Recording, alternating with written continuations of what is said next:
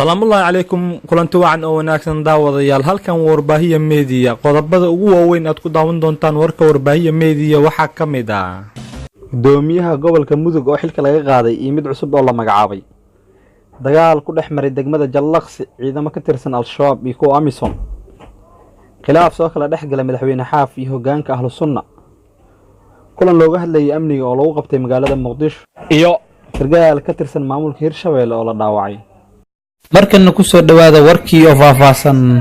halkaad warka ka daawanaysaan warbaahiya meediya fadlan subscribe saar channelka warbaahiya meediya wareegta ka soo baxda xafiiska madaxweynaha dowlad goboleedka Galmudug Galay Madaxweynaha ee wuxuu xilka kaga qaaday gudoomiyaha gobolka Mudug isagoo gobolkaasi u magacaabay gudoomiye cusub wareegtada ayaa lagu sheegay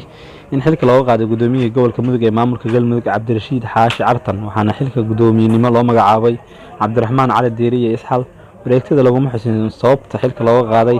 isagoona gudoomiyaha gobolka Mudug kama hadlin sababta xilka looga qaaday warar dheeraad ayaa ka soo baxaya dagaal geystay khasaaro isugu jira dhimasho iyo dhaawac ee duleedka degmada Jallaqsi ee gobolka Hiiraan ku dhex maray ciidamada Jabuuti oo kamid ah Amisom iyo Al-Shabab dagaalka ayaa yimid kadib markii xubno ka tirsan Al-Shabab ay weerar jidgada ah ku qaadeen kolonyo ay la socdeen ciidamada Jabuuti oo marayay duleedka degmadaas waxaana la sheegay in halkaas uu ka dhacay dagaal socday in ka badan 30 daqiiqo ay yeesheen goobjoogayaal waxaa jira khasaare kala duwan oo labada dhinac ah dagaalkaasi ka dhashay waxaana wararku sheegayaan in 6 askari oo ka tirsan ciidamada Jabuuti ay ku dhaawacmeen hase yeeshee Al-Shabab ayaa waxay sheegteen in weerarkaasi ay dhimasho iyo dhaawac ku noqdeen 13 askari oo ka tirsan ciidamada Jabuuti saraakiisha ciidamada Jabuuti ee howlgalka Amisom wali dhankooda kama hadlin dagaalka duleedka degmada Jallaqsi ay kula galeen xubno ka tirsan Al-Shabab waxaan wararku sheegayaan ciidamada Jabuuti in socdaalkooda sii wateen wararka saaka laga helay degmada Jallaqsi iyo deegaanada hoostaga waxay sheegayaan in xaaladdu ay degan tahay markaana ciidamada ay ku sugan yihiin degmada gudaheeda ciidamada Jabuuti iyo kuwa dawladda warar laga helay Dhuusamareeb ee xarunta Galgaduud ayaa sheegaya in khilaaf cusub ay soo kala dhex galay madaxweynaha maamul goboleedka Galmudug Galay Madaxweynaha iyo madaxda ugu sareysa hoggaanka Ahlu Suna oo ku biiray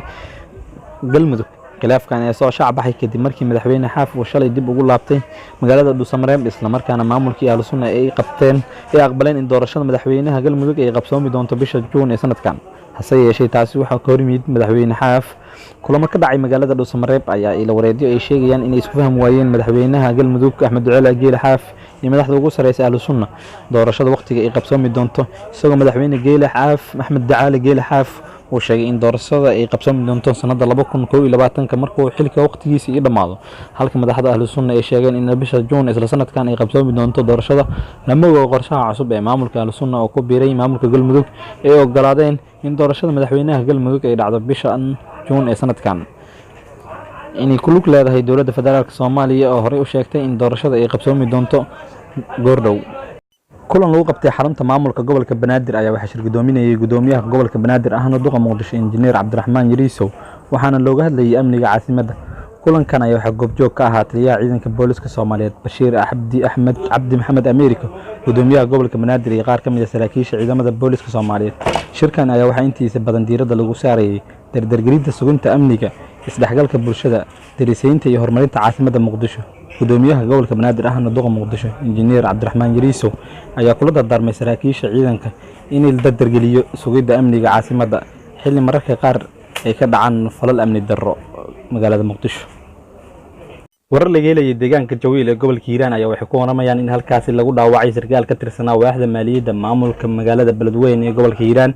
askari ka tirsan ciidamada qaada canshuurta ee loo yaqaan milishiibiyada ayaa la sheegay inuu ku dhaawacay sarkaal lagu magacaabo Axmed Sheekh Cali waxaana la sheegay in dhaawiciisu yahay culus sarkaalka iyo askariga ay ku wada murmeen taas oo keentay in askariga uu dhowr xabadood ku dhufto sarkaal ka tirsan waaxda maaliyadda ee maamulka magaalada Beledweyne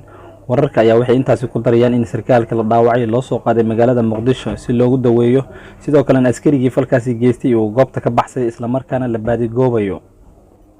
waad ku mahadsan tahay daawashada iyo la socodka warkayga fadlan ha moogaan inaad subscribe saarto channelka warbaahiya meediya kadibna gambaleelka furato mahadsanid